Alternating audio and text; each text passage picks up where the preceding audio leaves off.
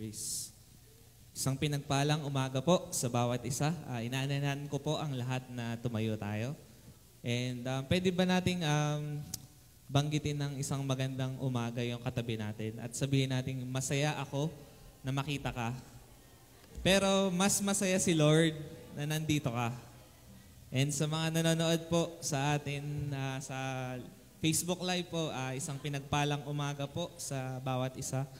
At sa umagang ito po, patuloy na iano po natin yung poster natin sa pagsamba sa Panginoon. At samahan niyo po ako sa isang panalangin.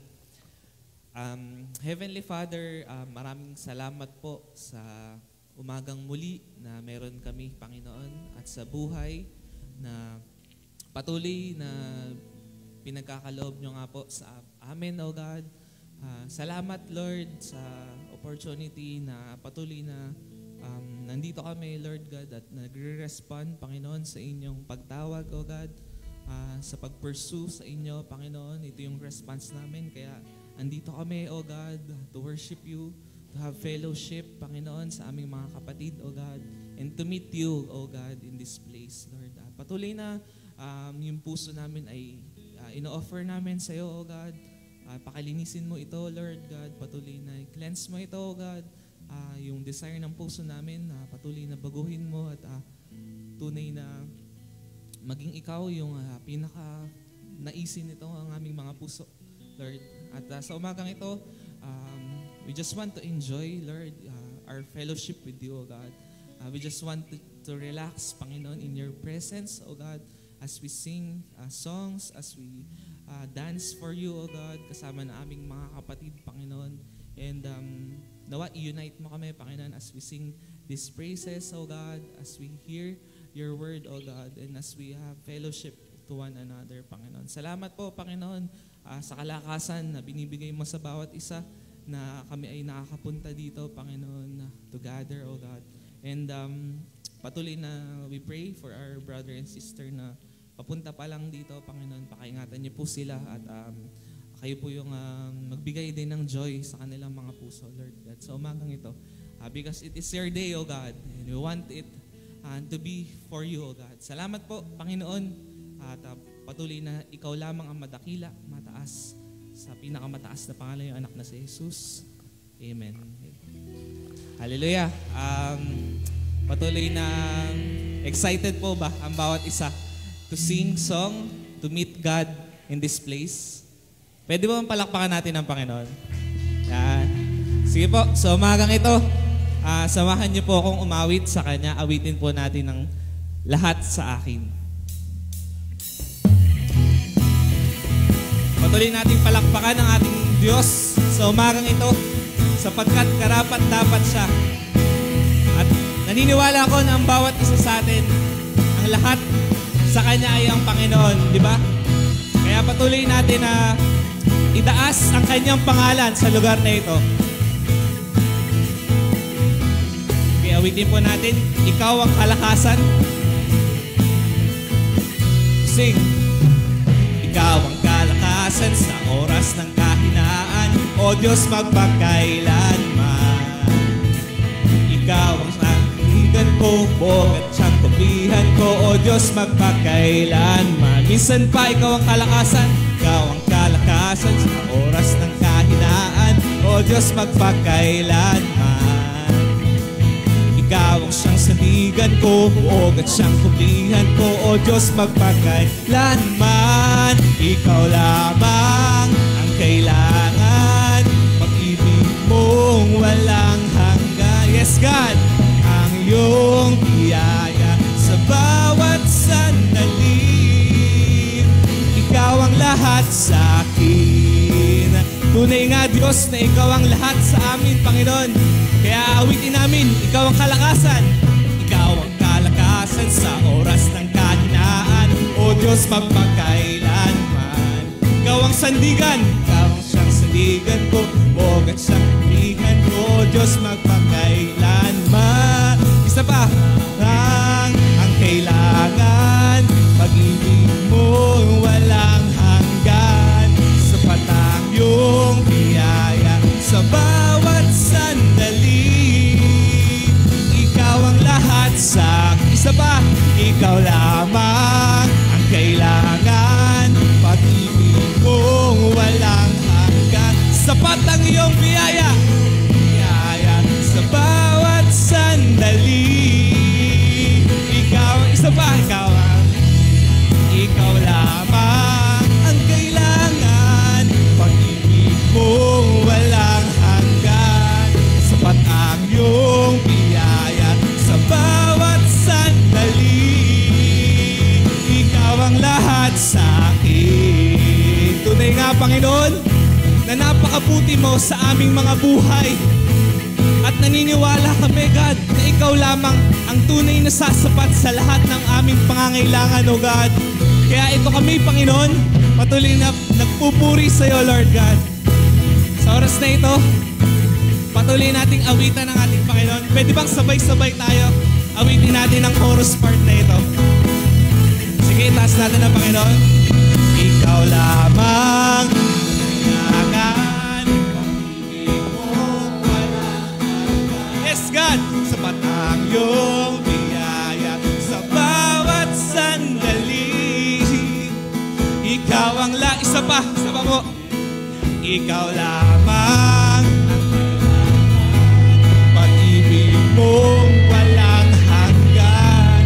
Sapat ang iyong biyaya sa bawat sandali. Sabay-sabay po ulit.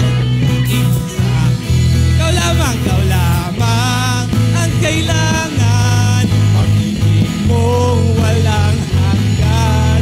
Sapat ang iyong biyaya sa bawat sandali. Ikaw ang lahat sa akin. Ikaw lamang ang kailangan, pag-ibig mong walang hanggan. Sapat ang iyong biyaya sa bawat sandali. Ikaw ang lahat sa akin. Maraming salamat po, Panginoon. Tunay na ikaw lamang yung sapat sa aming mga buhay. Kaya maraming salamat sa pag-ibig mo, God. Hallelujah! Hallelujah, O God! You alone the highest praise and glory. Patuloy ka namin pupurihin sa lugar na ito, O God. Hallelujah! Let's continue to worship the Lord and to seek Him with all our hearts, O God. Let's continue to communicate with our God. Dahil karapat-dapat siya. Karapat-dapat siyang awitan. Karapat-dapat siyang papurihan sa lahat ng ginawa niya sa atin, on what He done on that cross for us to be saved. Kaya ito kami, Panginoon, dideclare namin ang awiting ito. Awitin natin. Pupurihin ka, O Diyos. Pupurihin ka, O Diyos. Hallelujah. Ang aming alay ay pagsamba. Kaluwalhatian. Kaluwalhatian. Buong karangalan. Kapangyarihan mo'y walang katulad. Minsan pa, pupurihin. Pupurihin ka, O Diyos. Ang aming alay. Ang aming alay ay pagsamba. Kaluwalhatian. Luwalhatian. Buong karangalan. Kapangyarihan mo'y walang katulad. At ikaw ang tunay na Diyos, O God.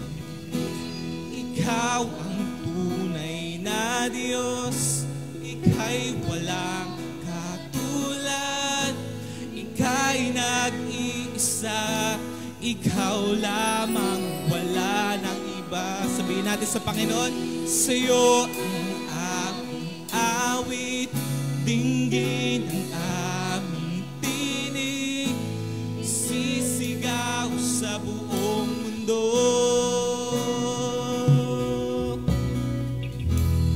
Pupurihin ka, O Diyos, ang aming alay, ang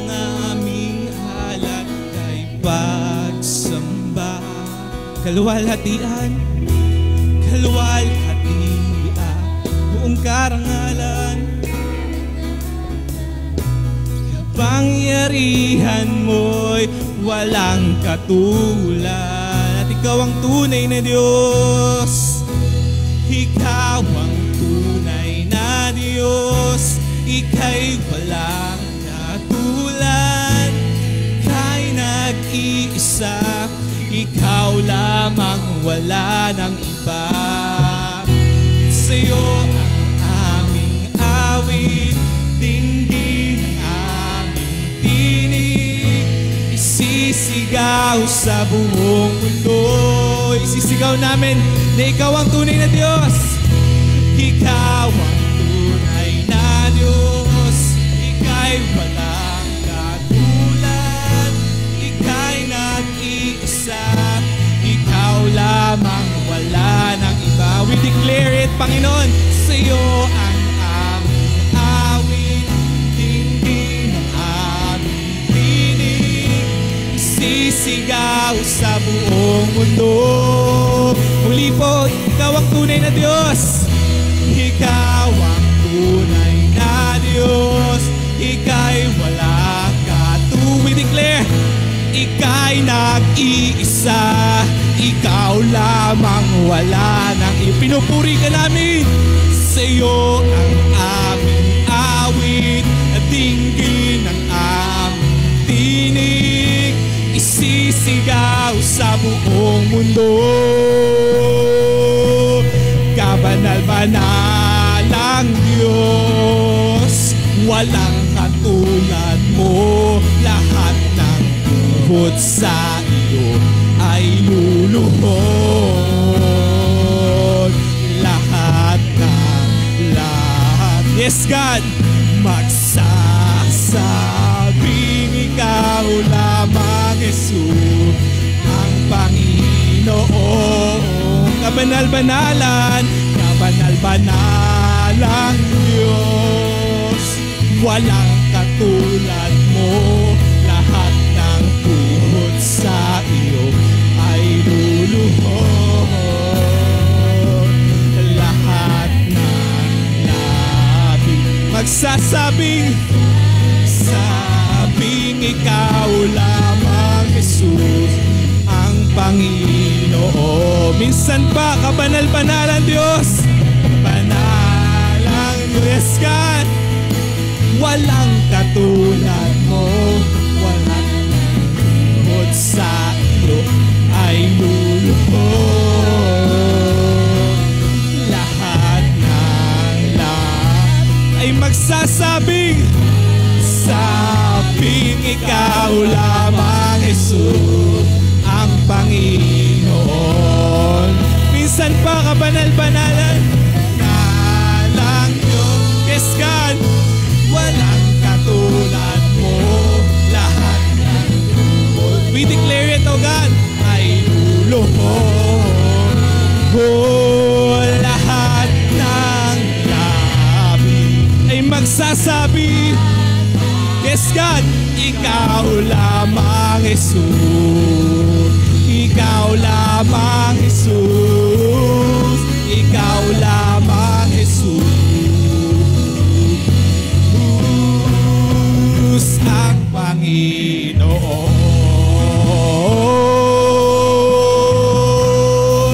Ikaw lamang, O Diyos,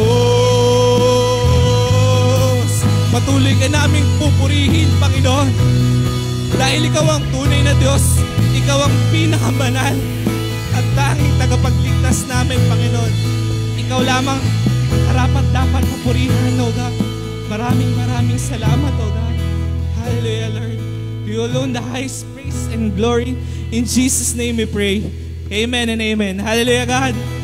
Hallelujah. Hallelujah.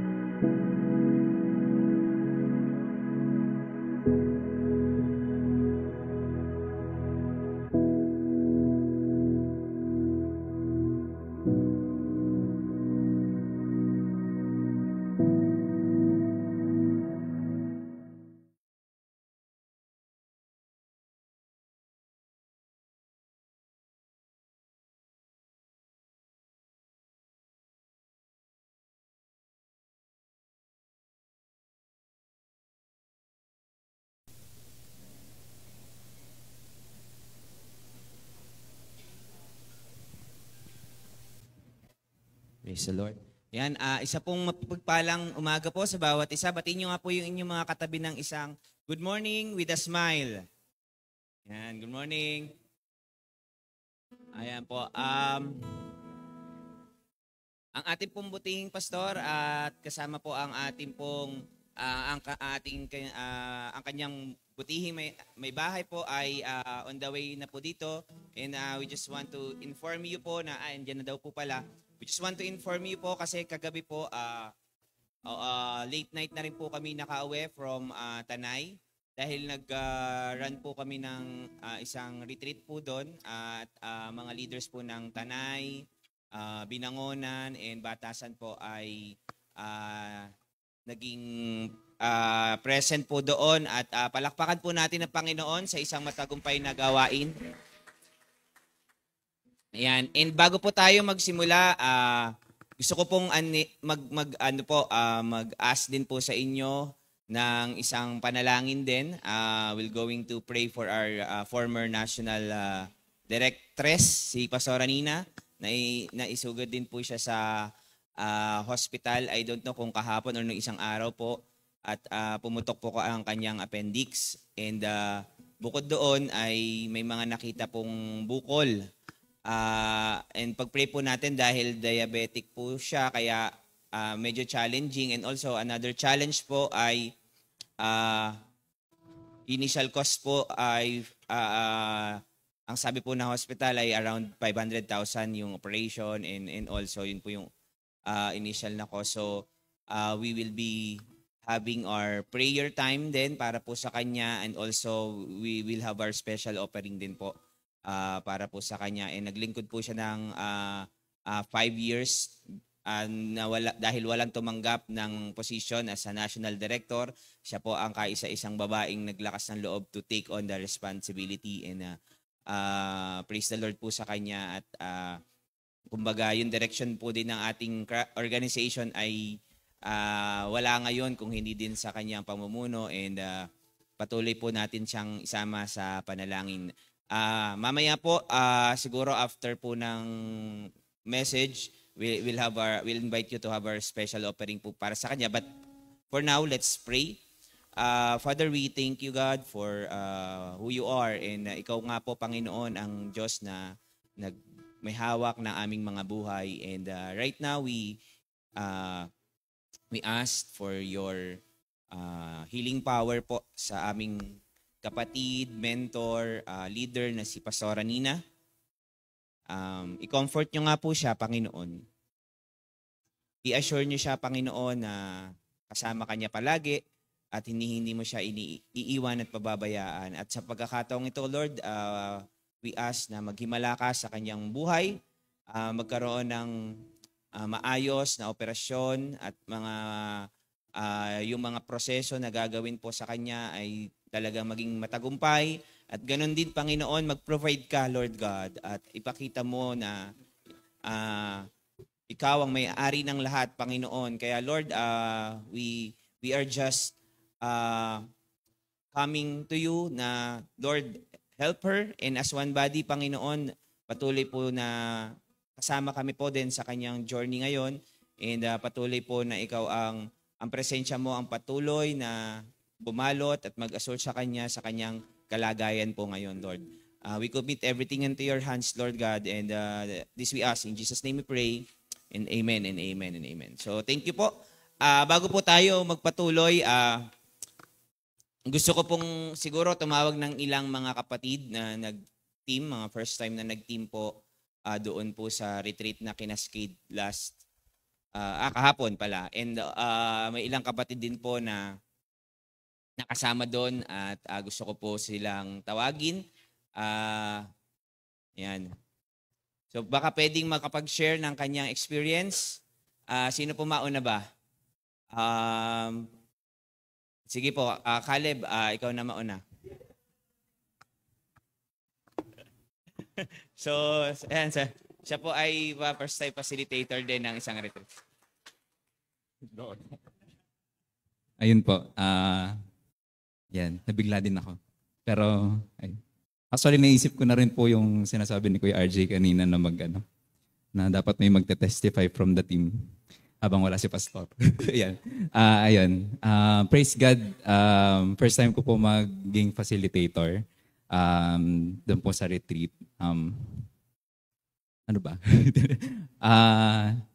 Ano po, parang hindi siya learning pero yung experience ko po is relying on God.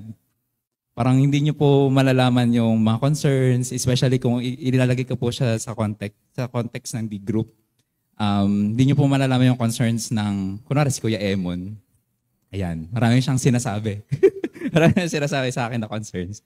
Pero ang hirap niyang somehow i-probe kung paano, kasi every nuances that we have, every actions that na ginagawa natin, it's all coming from our root.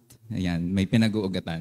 And doon ko po din nakita na very important yung how you act in the ministry, how you act towards the fellowship with our fellow believers, sa inyo, brothers and sisters in Christ. Ayun po, parang na ano lang po sa akin na very important yung ano ba yun? Yung encounter mo with the Lord talaga na kaya ka gumagawa kasi na-encounter mo si God. Yan. And you're doing it for the Lord. And ako po talaga, hindi po talaga ako hindi ko rin po alam kung paano magpa-facilitate, no? Kahapon. Pero by God's grace, through prayer, ang amazing lang po ni God because He worked. I mean, nakita namin, parang na-witness namin yun dun din sa group Parang, sabi ko yesterday, parang ang light nung nagdi-debrief po tayo, parang ang light nung na-share nila. Pero nung after po nun, nakapag-usap po kami ni God, hindi pala light yung na-share nila. It's to, parang they took a leap of faith as well. And siguro sa akin light yon pero sa kanila, hindi pala. And hindi ko kasi alam yung context ng nasa group ko Meron po kaming kasamang pastor, meron po mga nag-aaral ng PGL. And ayun, parang kilala, yung iba po doon, naging kagrupo ko po sa PGL before, PGL 14. Pero hindi ko po sila, parang hindi nila talaga ako totally kilala. Ayun, hindi kami magkakakilala. And ayun po, praise God po. And I know the Lord is working through the church, not just in Nagcarlan, pero CTTP as a whole, and the Lord is bringing great things po sa church natin. Ayan po. Praise God. Yan, thank you. Last but not the least, pwede po si Juris matawag.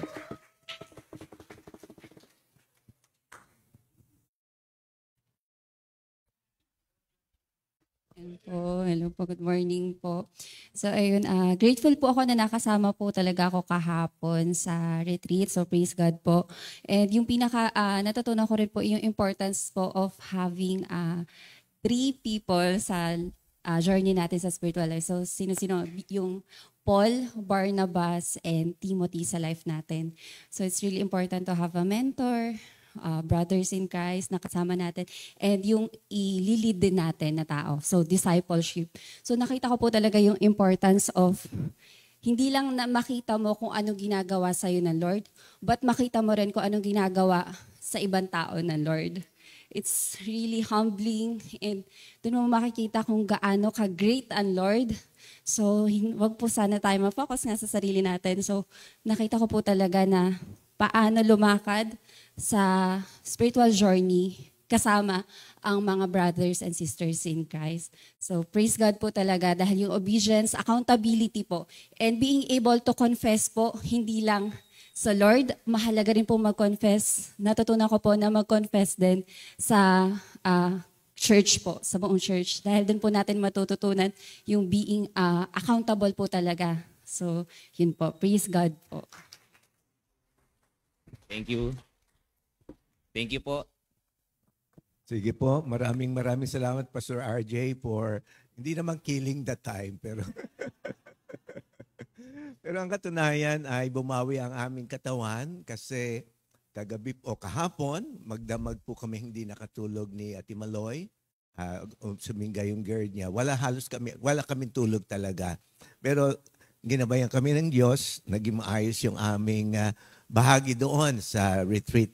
Pero kagabi talaga pong late na rin kami nakarating. At tapos sabi namin tulog na lang. So nakatulog pero humaba po yung tulog. Nagising ako 6 when in fact dapat mas maaga kasi hindi ka pa po tapos yung preaching. So pinipilit kong tapusin pero nakatutuwa naman talagang God's plan and purpose pa rin ang lahat ng bagay. So patawad nyo na tinanghali kami. Pero alam kong may mensahe ngayon ng Diyos para sa bawat isa sa atin. So tayo po'y tumayo at bumasa ng salita ng Diyos. Basahin na lang natin sa English. Mamaya po ibabahagi na lang natin yung Tagalog. Sabay-sabay nating basahin ang Romans 12 verses 1 and 2. I appeal to you therefore, brothers, by the mercies of God, to present your bodies as living sacrifice, holy and acceptable to God, which is your spiritual worship. Do not be conformed to this world, but be transformed by the renewal of your mind. By the testing you may discern what is the will of God, what is good and acceptable and perfect. Tayo po'y manalangin. Ama naming Diyos, salamat po sa katotohanan. Ang iyong salita ay patuloy mong hinahayaang maghari sa aming buhay upang kami magabayan at kami magkaroon ng tunay na pagbabagong isip upang isabuhay namin ang hangad mo. Salamat sa iyong salita na tuloy pong magpapabago sa amin. Salamat sa iyong banal na espiritu na kumikilos sa bawat mong salita upang ito'y manuot hindi lamang sa aming kaisipan, kundi sa aming buong pagkatao. Sa iyo ang papuri, pagsambat, pagdakila. Sa ngalan ng iyong anak na si Jesus. Amen. Purihin ng Diyos. Kayo po'y makakaupo na. Naalala ko po kahapon, ang si Ate Maloy ay masakit na yung ulo dahil di nga po nakakatulog. Tapos ay kahapon ng madaling araw or buong gabing yun ay sabi niya magdala ko ng paracetamol. Ang yung magaling na paracetamol sa amin ay Doloneurobion. So naghanap ako, nakakuha. Pero salamat sa Diyos, hindi na siya humingi ng gamot doon sa buong araw kahapon sa Tanay. So kita po namin, sabi nga namin, it's only by the grace of God that we could do what His will is. Hindi natin kaya. The fact na hindi kami nakatulog, na kami ganito nakatanda, pero ang katunayan ay nakaidlip ako nung sabi namin kay Pastor RJ, baka pwedeng mula dun sa Santa Cruz, ikaw na magmaneho ng sasakyan. So, salamat naman si Pastor RJ nagmaneho.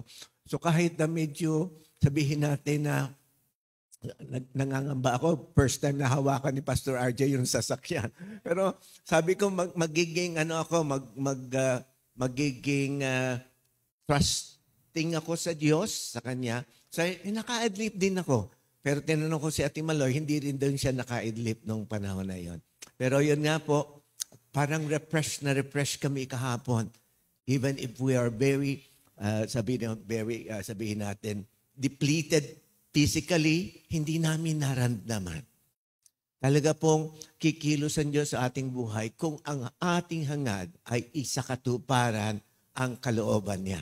At yun po yung ating pag-uusapan ngayon. Sa Tagalog, ito po yung sabi. Kaya nga mga kapatid, isinasamo ko sa inyo, ito isang pleading ni Apostol Pablo sa mga taga-Roma. Alang-alang sa mga kahabagan ng Diyos na inyong ialay ang inyong mga katawan na isang handog na buhay, banal, nakasiya-siya sa Diyos, na siya rin ninyong makatwirang paglilingkod. Huwag ninyong tularan ang sanlibutan ito kung di magbago kayo sa pamamagitan ng pagbabago ng inyong isip upang mapatunayan ninyo kung alin ang mabuti, kasiya-siya at lubos na kalooban ng Diyos. Ibig niyo bang patuloy na mamuhay ayon sa will of God? Ito po yung pinapahayag ni Apostol Pablo. Paano tayo mamumuhay ayon sa kalooban ng Diyos? So, ito po yung napakagandang bahagi ng ating sharing ngayong buong buwan ng Pebrero at Marso. Yung pong mga iba't ibang discipleship paradigms. So, kung titingnan natin, ang mundong ito, katulad ng binabanggit dito, ay yung world system. Iba't iba po yung nagaganap, magugulat kayo, may woke culture na, may iba't iba pang kultura na kabahagi ng buhay. Paano tayo mamumuhay sa kabanalan, kadakilaan at kaluwalhatian ng Diyos kung naririto yung environment natin punong-puno ng kaibang mga turo, kaiba-ibang pamamaraan ng pamumuhay. Pero naalala ko po yung sa The Chosen, yung pong kanilang mga icon. Di po ba? May mga isda na tumatakbo. Kasi ictus po yung representation din ng ating Panginoong Kristo o fish. O yung pong tumatakbo mga isda. Pero ang isdang buhay, yung pong patay, dumadaloy kasama ng alon. Pero yung isdang buhay, lumalaban sa takbo ng alon. Yun po yung mga mananampalataya at tayo dapat ay lumaban sa takbo ng alon. Kasi iba na po talaga ang takbo ng alon. Hindi lamang sa mundo, makikita natin dito, even church itself, even actions or biblical Christianity versus cultural Christianity. Yung ating pamamaraan ng reset ay we're going back to the biblical Christianity. Pero for the longest time, we were in cultural Christianity. For the longest times, we have been living based on what we think is right, never basing what our action says in what the truth of the Bible is all about. Minsan, we recognize the fact that this is the truth, yes, but we can only do the 99% and live out the 1%. At ang sabi natin, that's rebellion against God. And you do not really meet the requirement of God when you just do 99% or even 99.9%. You are against the will of God. You're not growing to the will of God. At yun po yung ating dapat pagpapanibago ng isip. Paradigm shift is actually changing our mindset, moving toward what is really true, what is truly the intention of our Lord. So, malaking bagay po na maunawaan natin na buhay natin dapat hindi na life as usual. Nabanggit ko kahapon doon kasi for the longest time, sabihin natin we're doing discipleship pero kulang. Ibig sabihin nun, 99% ginagawa natin pero may 1% hindi natin ginagawa. At inisip natin yun na yun. At nagpipili tayo, yun na lang, yun, wala nang iba. Hindi na pa pwedeng mabago. Okay na yun kasi nakita natin yung resulta dati, maganda naman. Pero maganda ba? Walang multiplication, walang kilos ayon sa urgency. Hindi po yun maganda. Hindi yun ang kalooban ng Diyos. Kasi ang modelo ng ating Panginoon, ibinahagi niya doon sa kanyang pamumuhay, sa kanyang salita. So, makikita natin, it should be not life as usual.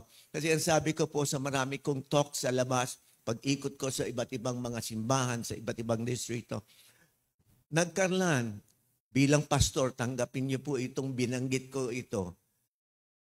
Kami po'y nagsisimba-simbahanan.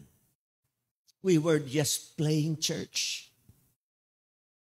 Kasi hindi namin ginagawa yung sinasabi sa Matthew 28. O ginawa na nga natin. Nag-discipleship tayo 6-7 years ago. Ano po?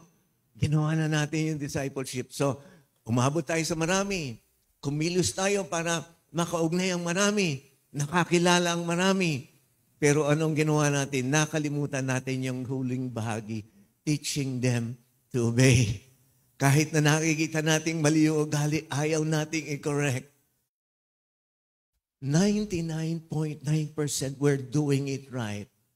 But the later portion o yung natitira, we're doing it badly and it's not God's will. So rebellion pa rin. Anong sabi ko kahapon doon? First time kong binanggit. Kunwari ang discipleship. Faith, hindi genuine na discipleship. Yung parang discipleship pero hindi nagpapamentor. Hindi nagwa one-to-one. Hindi hinahabol yung mentor para mangyari yung one-to-one. Ang sasabihin niya sa mentor niya, wala kayong panahon, pastor, kaya hindi ako pwede magpa-mentor. Hindi naman totoo yun. Hindi naman totoo yun. Tumawag kayo. Mag-text kayo. Gusto niya akong kausapin. Kakausapin ko kayo. Hindi man immediately on that time, I will find time for you. Dahil ginagawa ko yan kahit hindi ko mentees. Kahit ibang tao, kahit mga dati kong kaopisina sa opisina. Pagka may problema yung kanilang anak, tumatawag sa akin, kinakausap ko yung mga anak nila. Hindi ko sila mentees. Ang haba ng panahon ginugol ko sa kanila dahil kailangan nila ang tulong. So paulit-ulitin ko, baguhin na natin yung ating pananaw sa ating pagkilos bilang mga true disciples dahil panahon na para mangyari yan. Sabi po natin, napakaganda po nitong Bible verse na ito ng Romans 12:1 and 2. Kasi sa title po nung ating dito sa Biblia na Tagalog, sabi noon, pamumuhay ng Kristiyano o pamumuhay Kristiyano. So actually, yung pong chapter 1 to 11 are the doctrines or the principles of faith. At pagkatapos pinahagi ni Apostol Pablo yung mga doktrina, yung mga katuruan, sinasabi niya rito, paano niyo siya isasabuhay? Paano magaganap yung kalooban ng Diyos sa pamamagitan ng banal na Espiritu na binanggit niya dun sa Romans 8? Paano mangyayari ang kalooban ng Diyos? Ito yung sinasabi ng salita ng Diyos. You have to do something. You need to change your mind and move forward according to the will of God. So una, total surrender. Pagka walang total surrender, wala pong mangyayari. No to conformity. Yes to value-based transformation. And then lastly, knowing and applying the truth. So total surrender. So sabi po nun, moving from superficial conformity to value change. Una, total surrender. How do we live out the will of God? Paano ko maisasabuhay katulad ng sinabi doon sa verse 2, how could I live out the will of God? First of all, importante maunawaan natin, malaman natin, pero sa pagkakataong ito, sinasabi, unay 100% pagsuko ng iyong sarili. Wala kang iiwan. Wala kang iiwan. Wala kang i-retain para sa iyong sarili. So, sabi doon, I appeal to you, brothers, by the mercies of God. Sa Tagalog, kaya nga mga kapatid, isinasamo ko sa inyo, alang-alang sa mga kahabagan ng Diyos. Ano yun?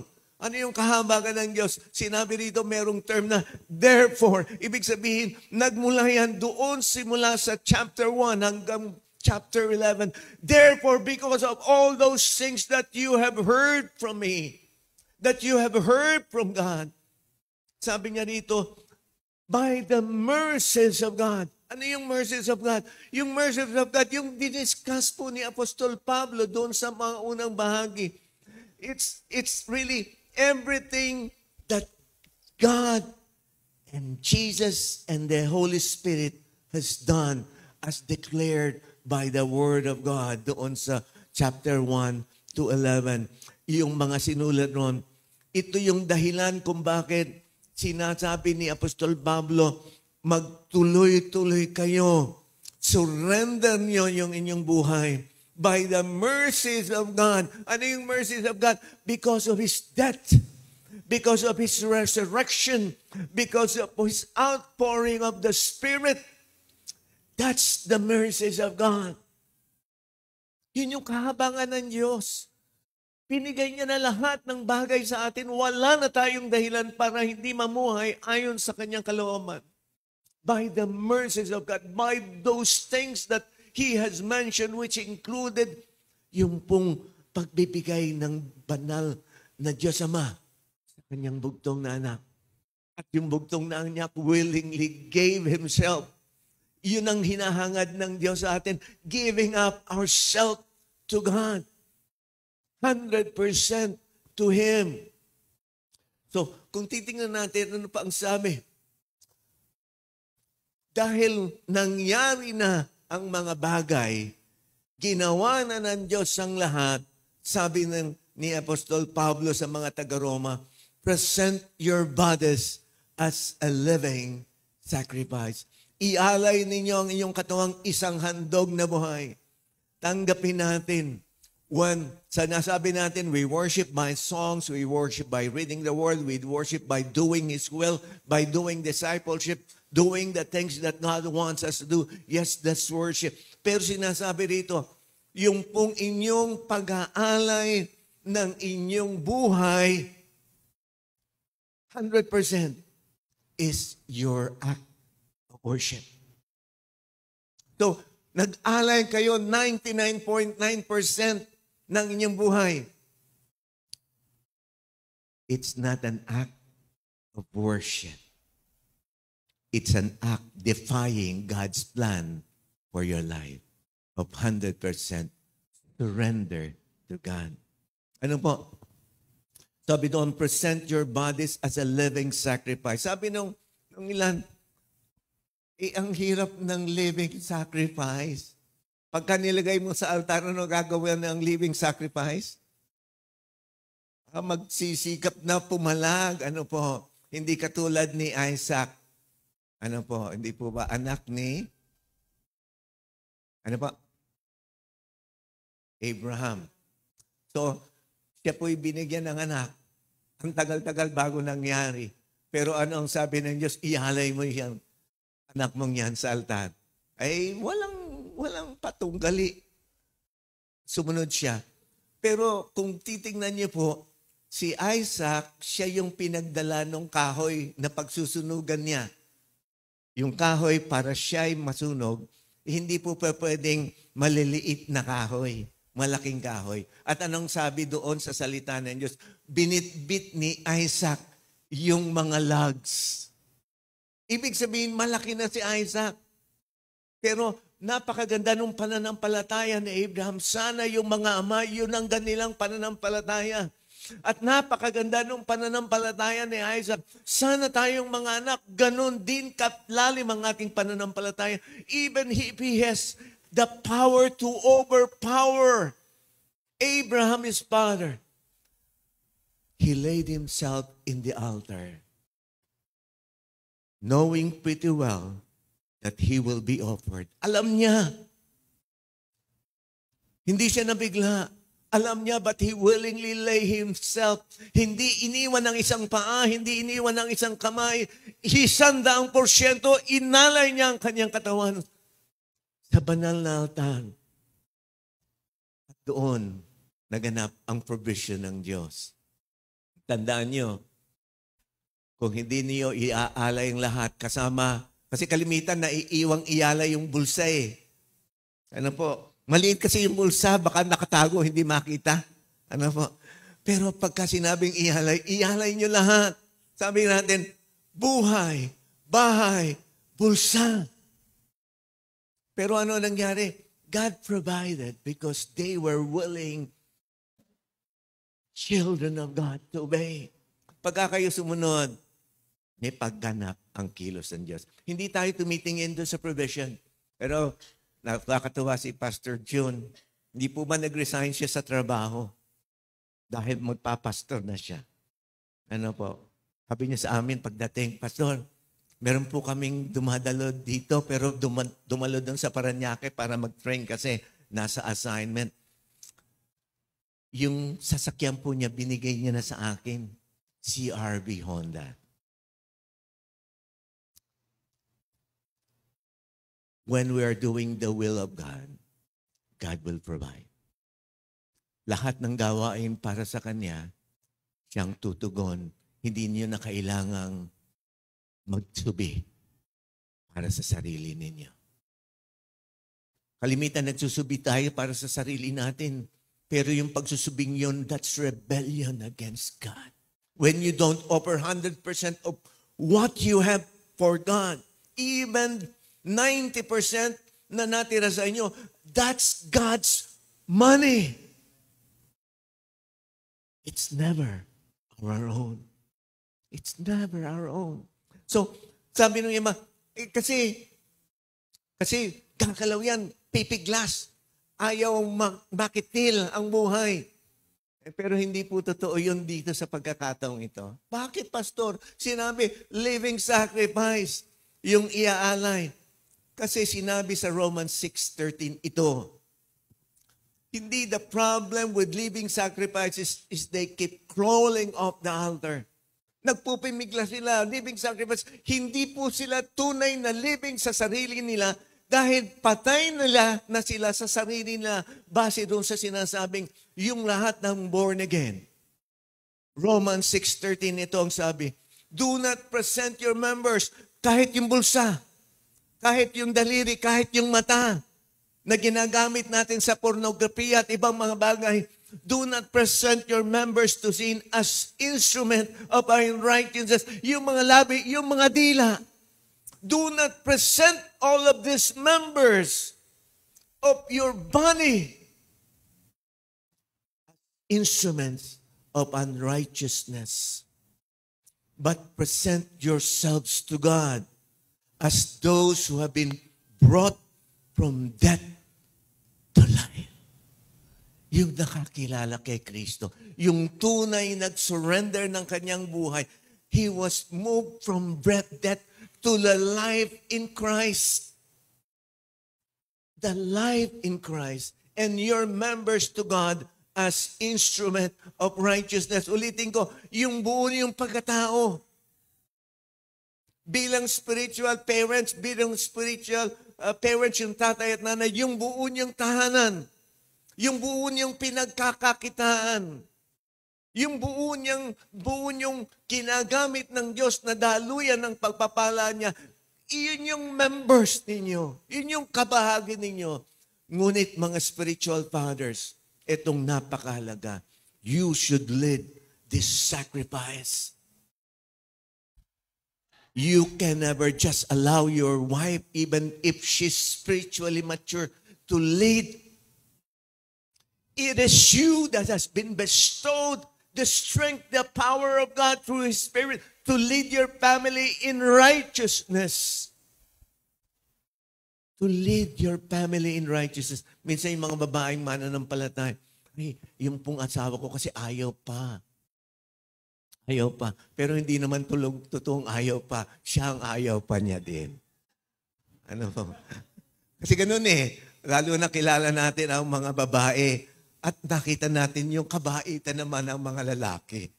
Pero ang sabi doon, the man should ensure that every member of the family, every member of his body, everything that he owns, that he considers who he owns, tanggapin niya, lahat ng yan is a sacrifice, living sacrifice to God. Dahil ang tunay na may-ari niyan ay ang Panginoon. So, yung pong sinasabing, offer yourself as a living sacrifice, namatay na kasi.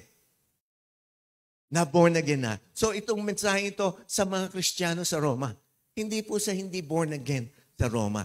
So, tandaan natin na total surrender, napakahalaga. Everything totally surrender to Him. Pangalawa, no to conformity. So, sabi nun, how do we live according to God's will? How do we move from superficial o panglabas na conformity o pagsunod to value change? Then una, totally surrender yourself. Dahil sinurrender mo na ng una yung buhay mo kay Jesus. Panindigan mo na, yung sinurrender mo na dito sa pamumuhay bilang Kristiyano, pakita mo na application na ito nung yung unang ginawa, moving from death to life. And as a living sacrifice, offering yourself for worship unto Him. So, not to conformity. So, ano yun? Sabi doon, do not be conformed to this world. Huwag ninyong tularan ang sanlibutan nito. Sabi rito, yung pong conformity ay comes from the root word schema, which means fashion or molded oneself to another pattern. Sabi doon, do not be conformed to this world. Huwag kang mamodelo sa pattern ng mundong ito. Yun yung schema ng buhay ng mundong ito, yung scheme of life. Huwag kang magpadala doon. Sabi doon, no to conformity. Ito yung katunayan. Nabasa ko ito sa isang psychology material. Sabi doon, conformity is a phenomenon which involves someone changing, adapting, or taking on new behaviors in order to fit in with the group. So, ginagawa niya para maging in siya sa isang grupo. Yan yung conformity. So, kahit superficial o kaya sinasabi, highest level of conformity, sumasali ka lang. Ano po? Conformity could also be known as majority influence as people tend to want to conform to larger groups. Bakit pa ang daming dumadalo doon sa mga mega churches? Kasi kasama ako doon Kasi kasali ako doon Bakit ba ang daming mga nagla-like doon sa mga mapipikat na speaker, magagaling na libro? Bakit ba ganon? Kasi kasali ako doon I feel that I am part of that group. And I present myself to be part of that group. That's evil. Conformity is evil. Gusto mong makasama sa grupo. Hindi ba dapat ang kasama lang natin si Kristo? At mula sa pagsama natin kay Kristo, ang mga like-minded people will be clinging on to Him. Sabi doon, conformity is change in person's behavior or opinions as a result of real or imagined pressure from a person or a group of person.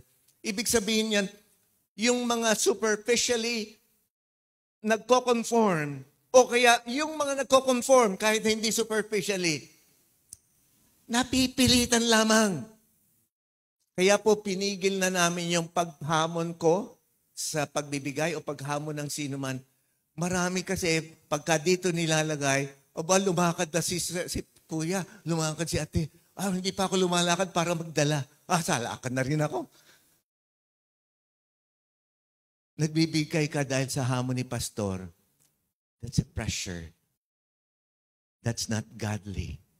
That's idolatry. At tinigil na namin. Kasi lumalaki ang giving pagka ako mahamon. Lumiliit pagka hindi ako. Ano yun?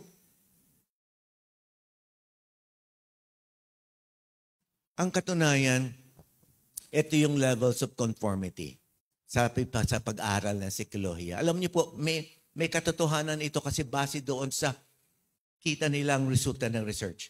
Una compliance. Unang level compliance.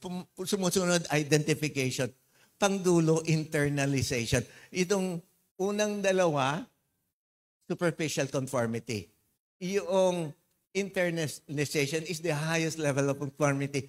Sasabihin ko, doon ako sa internalization, hindi po. Lahat ng conformity, bawal sa kalooban ng Diyos. So ano po yung tinatawag na compliance? Agreeing with or behaving like the group publicly, but disagreeing or having different opinions to the group privately. Ito yung sama ako Pagkatapos nun, ano ba yung discipleship? Ganyan discipleship na tinuturo sa atin ni pastor. Ayoko nun. Gusto ko yung datihan kong discipleship. Yan yun. Compliance. Sa harapan. Pero sa loob, walang tunay na pagtanggap. Kaya walang nangyayari. Ano po? So, eating only vegetarian food with a particular group of friends pagkakasama, eating healthy food pagkakasama, pero pag wala na yung grupo, gano'n na rin. Doing the will of God pagkakasama, discipleship, punta rito, punta roon, nag-share pa nga, pero pagka wala na, wala na. Nagme-memorize, pero pagka hindi ni tinanong kung merong naalala at na-memorize sa Bible verse, hindi na nagme-memorize. Conformity, superficial. Ano po? Yan po yun. Laughing at a joke with a person who does not find funny and may in fact be offensive kasi ayaw niya mawala yung kaibigan. Sumasama siya, nagla-like siya sa mga Facebook post ng taong iyon, pero alam niya, may masamang ugali yung taong iyon. Pero ayoko mawala sa masamang ugaling tao yung kasi nakikinabang ako. Pero like, ang ganda pa ng mga comments. Pero never niya kinonfront yung taong yun. Kuya, ate, hindi ba mali yung ginawa mo? We are trying to just follow and not contradict yung maling ugali. Pero ang sinabi ng Diyos, yung discipleship teaching everyone to obey. Presenting everyone mature in Christ. Yun yung tungkulin nating lahat. Kung kayo'y nagde-disciple at hindi nyo balak na dalhin sa maturity and perfection yung inyong miyembro, wala kayong ginagawang tama. Hindi kalooban ng Diyos yun. So you confront sins. You tell them that they're doing wrong. With the love of God. With the love of God. Kasi kung hindi nyo pa nagagawa yan ngayon, you're not doing the command in Matthew 28:18 to 21. Abalang-abala kayo sa maraming bagay. 99.9% abalang-abala kayo sa discipleship. Nagpe-pray kayo, nagpapas, pero you're not doing the will of God. You will reach not heaven, but hell. You will reach hell. Dahil hindi nyo ginagawa yung kabuuan. Sumunod, identification. Yan, mas maganda-ganda na. Ano po? Sabi doon, identification. So compliance yan yung weakest level of conformity. Yung identification na ito, temporarily.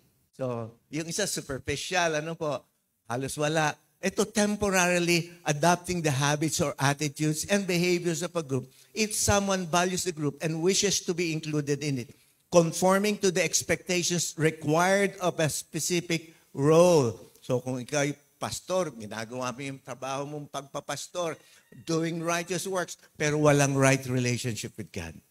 Yan yung identification. Kasali ako doon. Kasama ako doon, yun po yun. So, identification results in short-term change as the individual is still not completely in agreement with the group.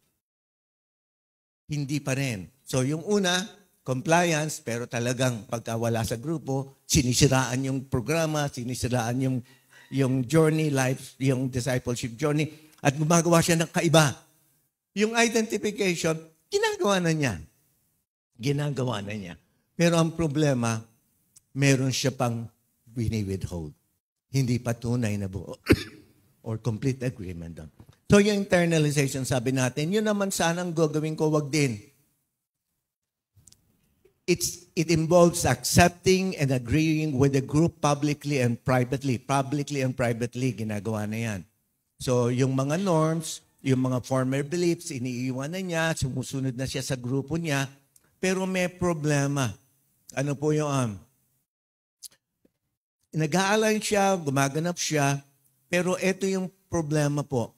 Meron pa rin siyang winnable hold. Sabi doon, the deepest level of conformity is internalization. This is when a person genuinely accepts groups, norms, and displays the same attitude both publicly and privately through opinions and behaviors. They examine their own beliefs in comparison to their reference group and may convince themselves that their views are wrong and the group's views are right. Pero anong problema po nito? Ang problema po nitong internalization, wala pa ring transformation. Kasi ano pa rin siya? Righteous works pa rin. Sarili. Ito po lahat ito, sariling kumikilos. Hindi po niya pinapagana yung kilos ng banal na espiritu sa kanyang buhay. Yun po yung dahilan. So, ang command ni Apostol Pablo, don't allow this happen to you. Yung pong takbo ng mundo. Don't allow yourself to be molded. In other words, there is a force outside of us. Sa conformity, ang kumikilos yung puwersa outside of us that is enticing us to ignore God's provision for us in Christ and enticing us to live the way we did before Christ. Ito yung problema. Akala mo tunay kang Kristiyano sa iyong kilos.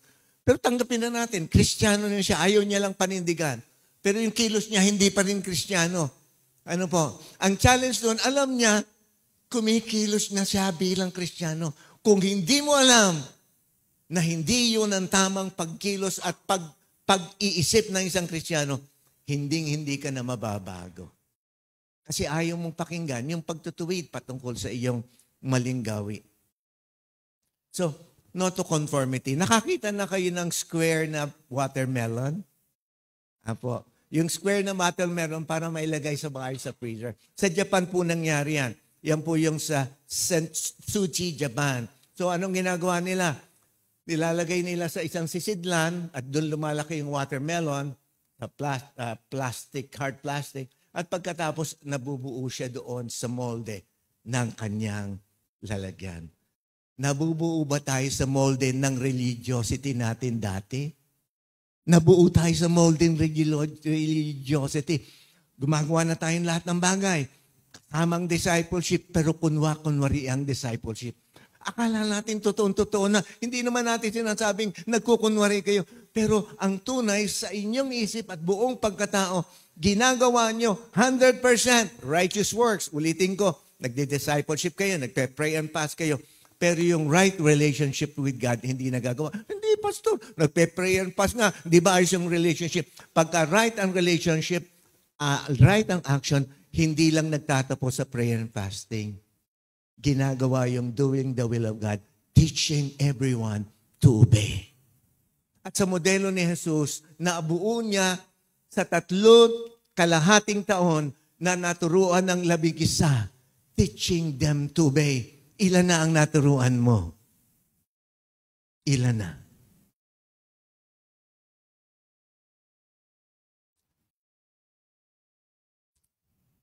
Ito po yung mold. Para bang sabi ko nga, yung isdang lumalangoy, against the flow. Punong-puno ng religiosity ang simbahan. Kumikilos ka ba according to Matthew 28? Religiosity, kumikilos ka ron, pero meron ka bang kaugnayan sa Diyos?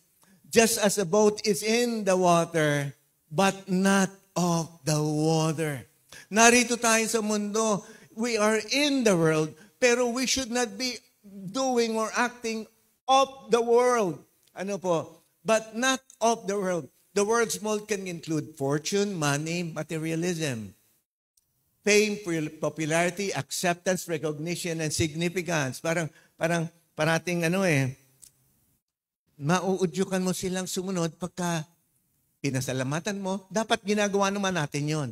Pero kung nag-iintay ang tao ng pasalamat bago kumilos, may problema.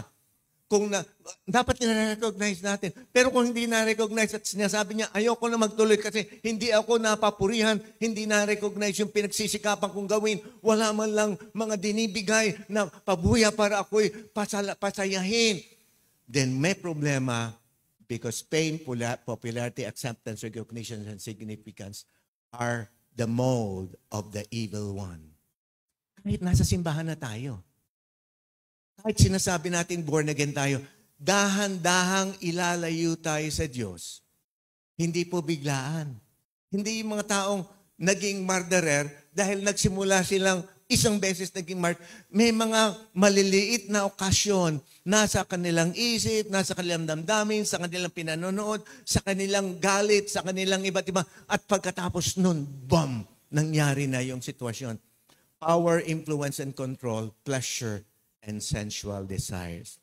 So anong sabi? No to all of these things. Yes to value-based transformation.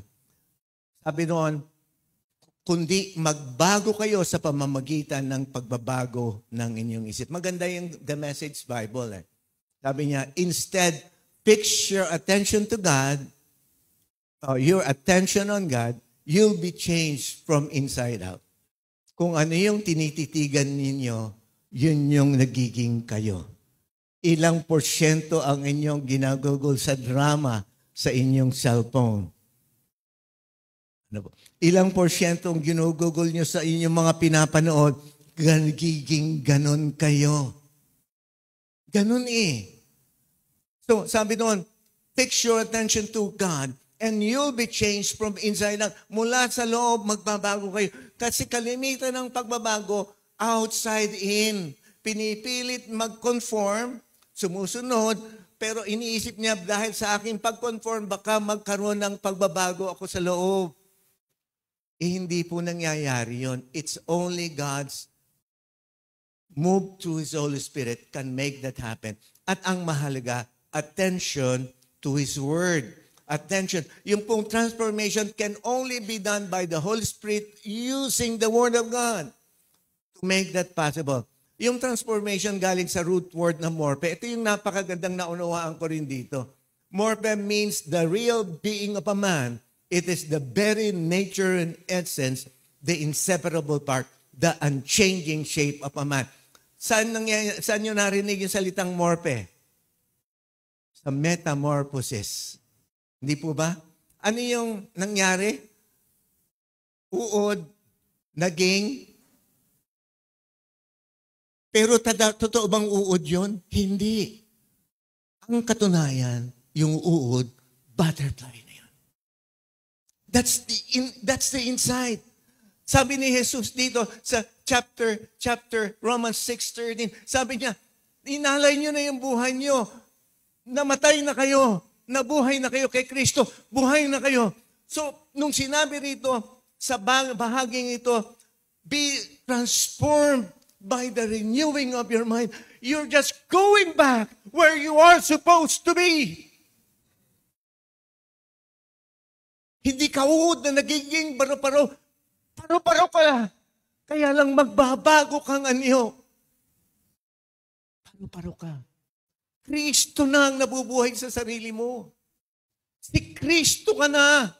Dahil sa ginawa ng Espiritu ng Diyos nung tumanggap ka sa Kanya. Sabi rito, it is the very nature and essence. We were created, all of us, in the image and likeness of God. Bago pa man nangyari ang foundation ng mundo, tayong lahat, nilikha na ng Diyos sa Kanyang image and likeness. Babalik tayo doon. Hindi tayo babalik doon sa dati natin ugali nung bago tayo nakakilala sa Diyos. Dahil ang tunay na make-up natin, tanggapin man niyo o hindi, ay Christ-like nature. Tanggapin niyo man o hindi. You have been created because of Him, through Him, and for Him. Yung renew your mind means made new, readjusted, changed. So sabi doon, matatransform ka by renewing your mind. May bahagi ka. Yung transformation, hindi mo magagawa. It's God's will. Yung pong be conformed, gumagawa ang kaaway para don't be conformed. Sabi doon, yung conform doon is an act outside of you. Pero sinasabi doon, nagsisimula yan sa labas. Pero pinakikinggan at sinusunod mo. Pero ito, renewing of the mind, adjusted, turned around, and regenerate. It is in the mind that our character is changed. Nasa isipan. Ang battle ay nasa isip. Pero maganda itong bagay nito. Isang term po patungkol sa renewing is renovate. Pagka-renovate, sabi doon, it's like a project. It's a continuing project. It's a never-ending project. Renovate, renovate, renovate. Pero paano man ma-renovate ang luma ng cabinet? Papatsyahan mo ba? Anong gagawin? You rip the old cabinet. Tinatanggal mo, winawasak mo, at babaguhin mo, lalagyan mo ng bago. The word literally means to rip out the old. To rip out the old and put in the new. It's a project that you set upon the day you are saved, which is never really going to end. You decide, I will renew my mind. I will rip out all those things that are outside. Hindi po ba yung sabi sa Matthew 6 nga ba yun? Tanggalin mo yung iyong mata kung ito'y nagkakasala. Putulin mo yung iyong kamay kung ito'y nagkakasala. It's actually similar to that spiritually. Huwag naman pagdating nyo rito, wala na kayong mata, tapos wala na rin kayong mga kamay. It's spiritual ripping off. Dahil ang katunayan, yung original new, yun na yun. Based on the creation of God. So you rip off everything that was placed there by sin. Placed there by your environment. So, importante, tanggalin natin yun. Manumbalik tayo dun sa Word of God. Yun po yun. Renew your mind for inside-out transformation. Tandaan din natin yung pong metanoia is actually renewing. Change, it's a change of mind. Pagka tayo tunay na nagre-repent, it is called metanoia.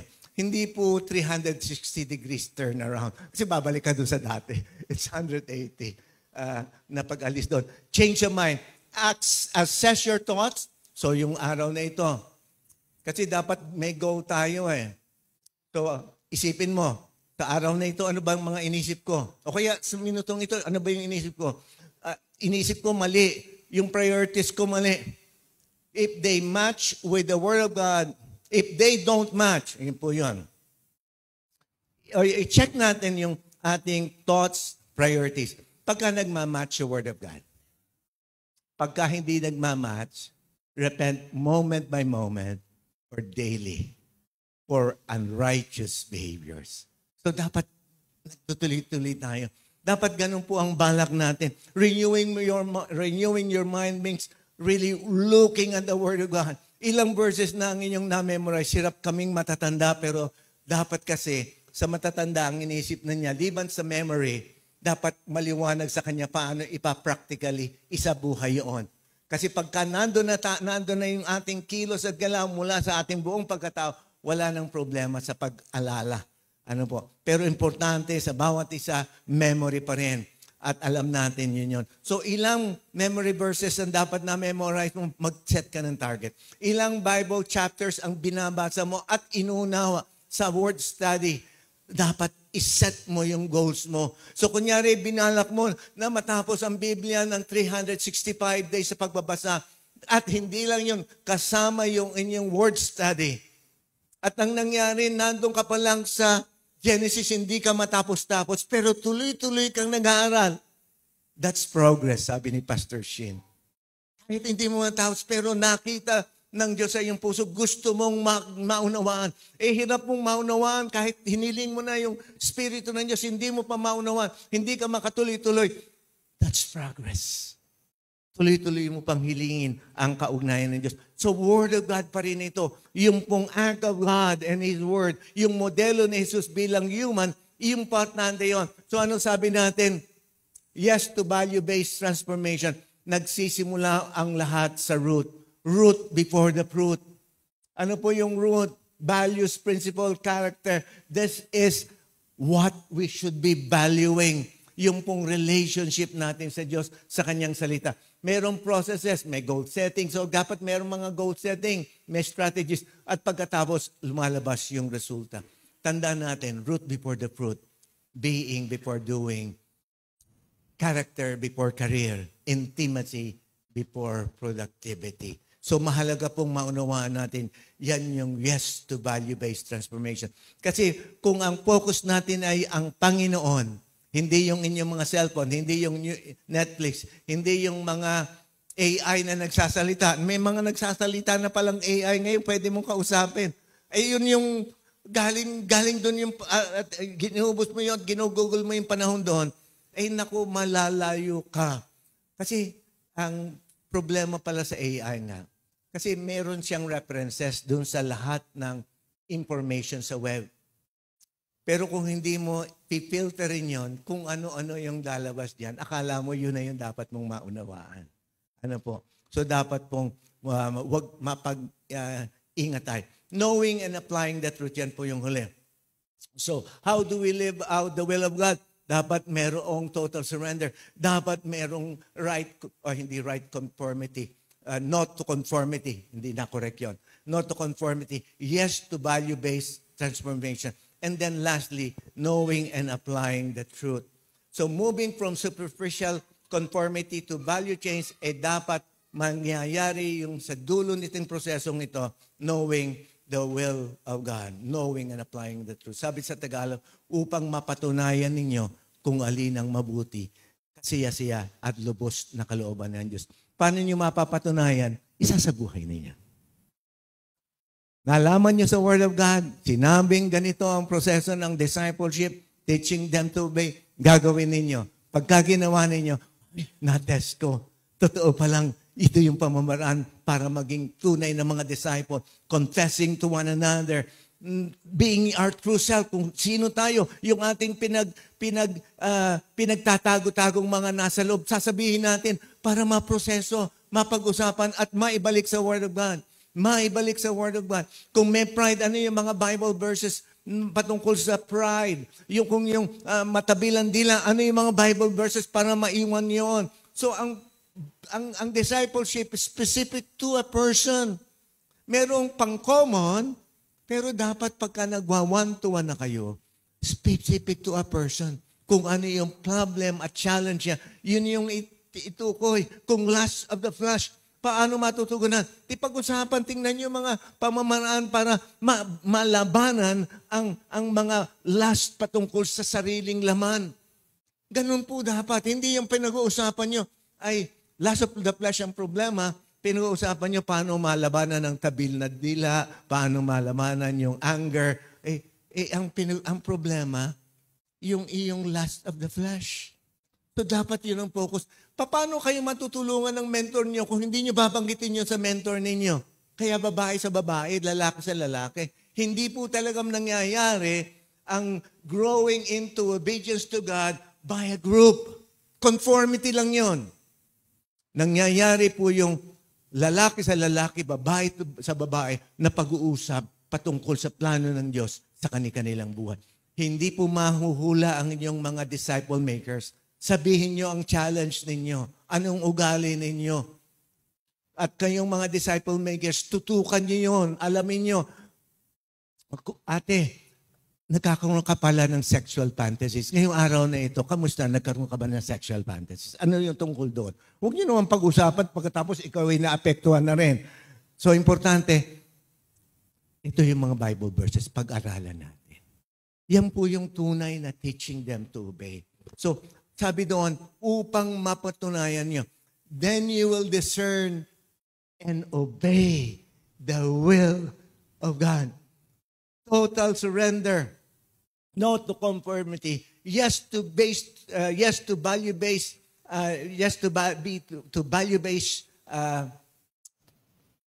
transformation.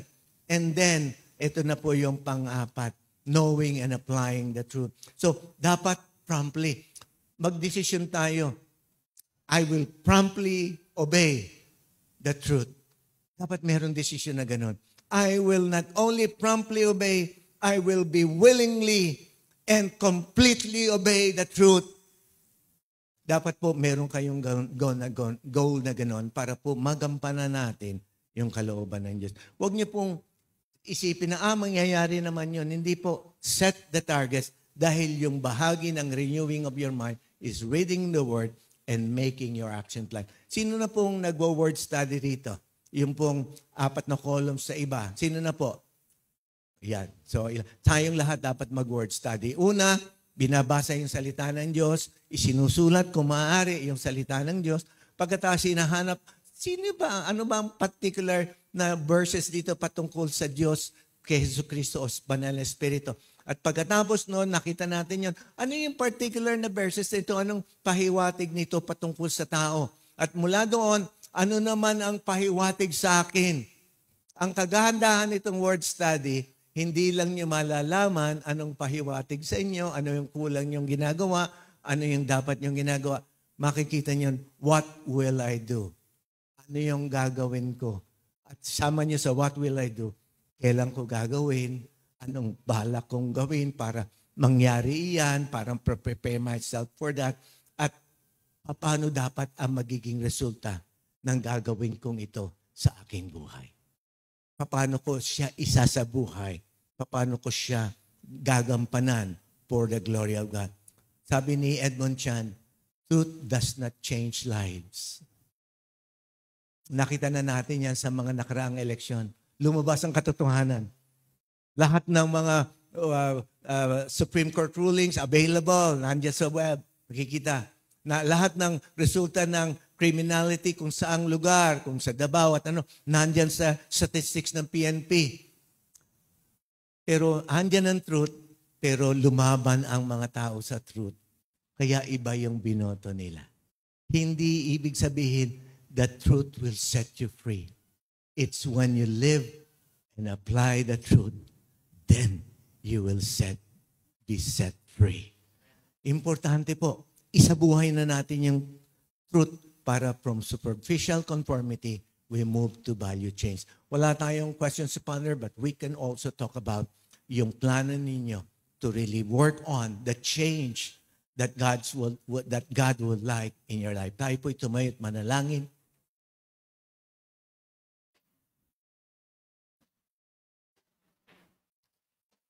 Ama naming Diyos, salamat po sa pagkakataong ito na kami po ay patuloy mong tinuturuan.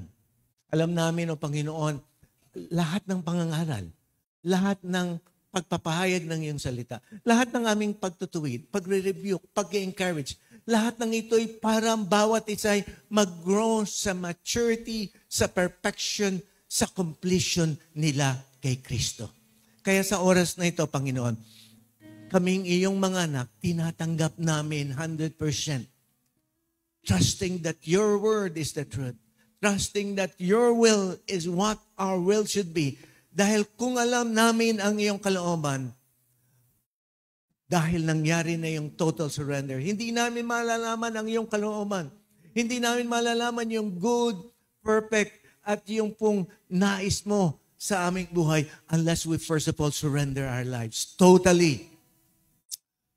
Not unless we do not conform to the world, yung pong kilos ng kaaway, kilos ng mundo. Sa halip ay kami patuloy na nag-yes doon sa value-based transformation. Dahil pamamaraan nun, magre-renew ng mind, babalik sa iyong salita, isa pa mo ang iyong salita. Pagkatapos nun, we will know and be able to apply your will in our life. Dahil pagka ganoon, your will will be done, but your will in us will be happening in our lives for your glory and honor. Yes, it will be done, but through me, for you, O Lord, the source of all glory, the source of all power. Salamat, Panginoon, sa iyong patuloy na patnubay at pagkabay sa aming pag-aaral ng iyong salita. Sa iyong kapangyarihan at kaluwalhatian, let this happen in us. Let this happen in us, Lord God. Let us allow us to rip off lahat ng mga datihan naming pananaw at magsimula kami sa basic at sa katotohanan ng iyong salita. At mula doon, tunay na maging kaaya-aya ang aming buhay sa iyo at kalugod-lugod at matagumpay at makapangyarihan sa ngalan ng iyong anak na si Jesus, ang lahat ay magsabi ng Amen. Purihin ang Diyos.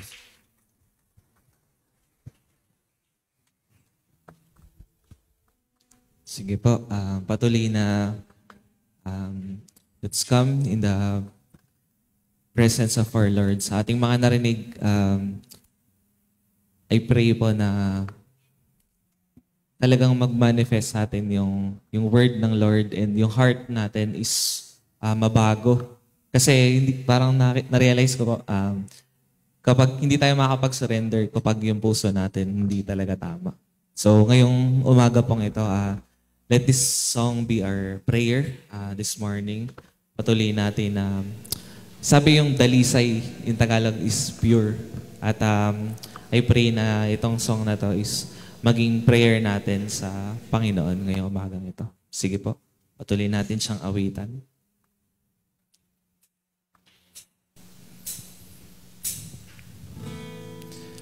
Worship you, God, this morning, Lord. Patuloy po kaming lalapit sa iyo, O God. Naawit sa iyo, Father.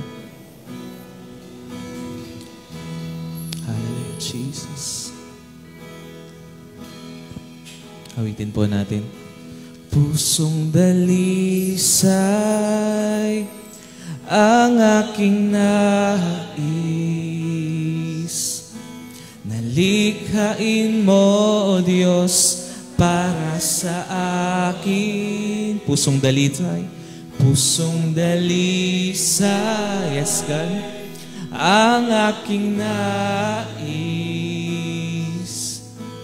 Nalikhain mo, Diyos, para sa akin. Isang pusong tapat, isang pusong tapat na sa'yo'y nagmamahal. Isang pusong sa'yo'y walang alinlangan, walang alinlangan. Isang pusong itinitibok na ika'y parangalan. Handog ko'y pagpupuri sa'yo lamang, Jesus. Yes, God, patuloy natin siyang papurihan. Awitin natin, pusong dalisay, pusong dalisay, ang aking nais. Yes, God, ito po ang aming dalangin sa'yo. Para sa akin, pusong dalisay, ang aking nais. Nalikhain mo, Diyos, para sa isang pusong tapat, isang pusong tapat na sa'yo'y nagmamahal. Isang pusong sa'yo'y walang alinlangan, alinlangan. Isang pusong itinitibok na ika'y parangalan. Handog ko'y pagpupuri sa'yo lamang, Jesus. Isa ba? Isang pusong tapat, Panginoon. Isang pusong tapat na sa'yo'y nagmamahal. Isang pusong sa yes, God, walang alinlangan. Isang pusong itinitibok na ika'y parangalan. Handog ko'y pagpupuri sa'yo lamang, Jesus. Patuloy nating awitin, isang pusong tapat, isang pusong tapat.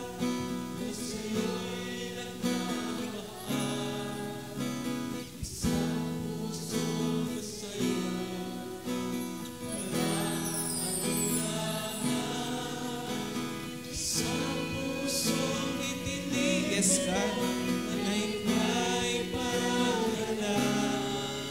Handog ko'y pagpupuri sa'yo lamang, Jesus. Handog ko'y pagpupuri sa'yo lamang, Jesus. Handog ko sa'yo, handog ko'y pagpupuri sa'yo lamang, Jesus.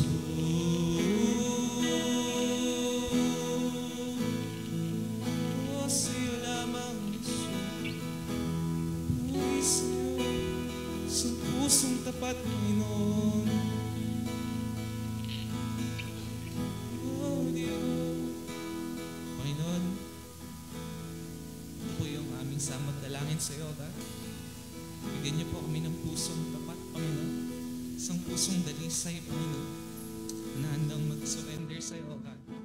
Handang sumunod sa iyo, Panginoon. Maraming salamat po, Panginoon. You deserve our praise, O God. Kaya patuloy na lalapit kami sa iyo, Panginoon. Dahil hindi namin kaya sa aming mga sarili, O God. Ikaw lamang, Panginoon, at ang iyong banal na Espiritu ang mag-move forward sa amin, O, upang patuloy kaming lumago. Salamat po. To you alone the highest in praise and glory in Jesus' name we pray. Amen. Amen. Hallelujah, God.